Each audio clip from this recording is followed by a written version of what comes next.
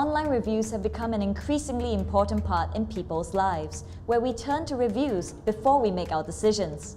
A new Singapore venture is tapping into that by creating an online review site with trusted content contributed by the locals themselves. Today, I'll be meeting Bryan Choo from TheSmartLocal to find out more about his business. I'm Vivian Sung, and you're watching Canon Think Big.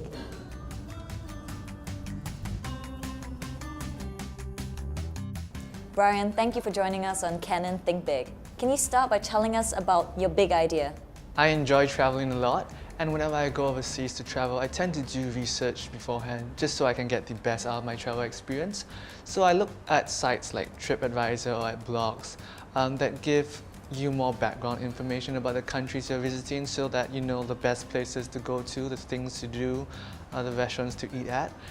And what I realized was they had a lot of these sites catered to tourists from a tourist perspective.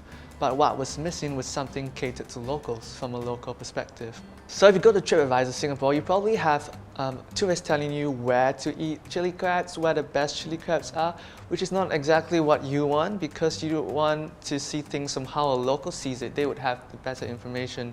The same thing with Yelp, but instead of a pure tourist perspective, you get an American perspective on things.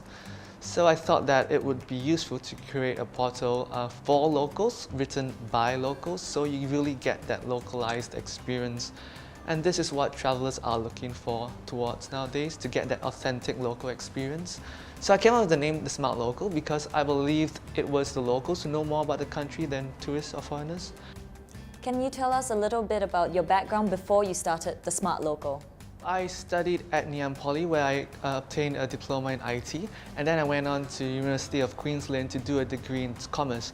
So I kind of had knowledge in two specialized fields which are essential to startups, the CTO side of things and like the biz dev marketing side of things. And this really helped me. As you mentioned, there are many other online review websites like TripAdvisor or Yelp. So how does TheSmartLocal stand out? Our main differentiator is the fact that all our reviews are written by locals, not tourists. So what you're getting is a really informed and accurate local perspective of a country, which you really can't find anywhere else in the world.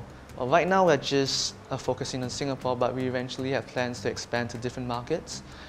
And when that happens, I believe there'll be more synergy between the portals, and like visitors from each portal would want to visit the TheSmartLocal Australia, for example, and get an Australian perspective. Like if you're a Singaporean and really using TheSmartLocal Singapore, right, you would trust TheSmartLocal and then get a much better experience. But did you face any difficulties starting TheSmartLocal? I guess the fact that I had to do both the CTO and biz dev stuff at the same time, it was actually quite draining on me. So I slept a lot less than most people. Okay, and I've been searching for a really good CTO, like a tech person who can handle all our tech stuff. And so far, I still have not been able to find this tech person. So it was really, really hard, and it still is hard to find tech people in Singapore. I think there's a shortage of tech talent in Singapore at the moment. And most of the applicants which I got were from people overseas. And the problem with that is the government recently changed their ruling. So when we first started out and we really needed, when our team was smaller and we really needed a tech person, I could not hire an overseas applicant unless I paid him above a certain amount. And at that one moment of time, I just did not have that money. So that was some of the difficulties I faced. So how did you overcome those challenges? Well, because I was doing so many things, it was really important to start prioritizing things. So I did a lot of research on productivity hacks which you could apply to your life. And so for example, there was this Gmail hack which basically helps you categorize your email into 5 different folders. And this really cut down the amount of time I spent on emails. So yeah, that was just one of the productivity hacks which I've implemented in my life. As an entrepreneur, it's really important to be productive and do the research on how you can be more productive. I understand that you self-funded TheSmartLocal to start with, is that correct? Yes, that's correct, but it really did not require a lot of money because with web properties, when you create a website, it really does not cost much. So I also had prior web development experience and knowledge, and therefore I knew how to create a website for like a really minimal fee and do everything myself. I did not have to engage any web development company. And I guess the key thing would be like how to grow traffic from that site. And I also had a lot of experience in SEO and growth hacking.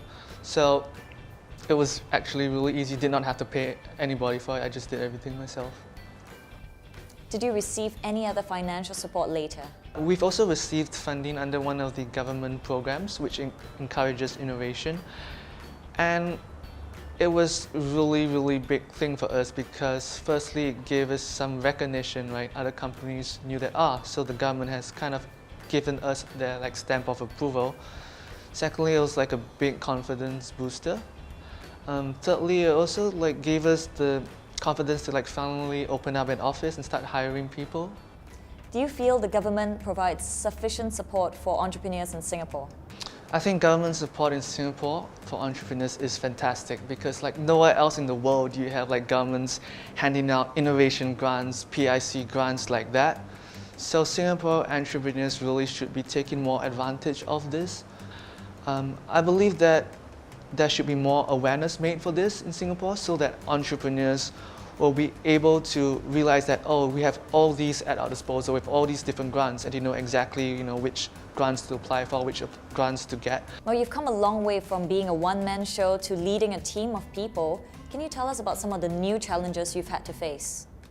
Well, when I started TheSmartLocal, I was wearing a lot of different hats. So I had to do things like coding, marketing, business dev, photography, videography, editing, writing, and of course managing a team. So this was new to me because I did not have experience being a manager before. So yes, it's been a challenge to keep our team motivated, to keep them productive, and it's like a thing I've been trying to learn and improve. As an entrepreneur, I think it's really important to have an entrepreneurial mindset, and that means like keeping up to date with the latest changes in the world, not just in terms of technology, but like efficiency, productivity. So I like to do a lot of reading up on like how to manage teams better, how to improve the company environment. And so I've been trying to create a really positive, good environment for our team.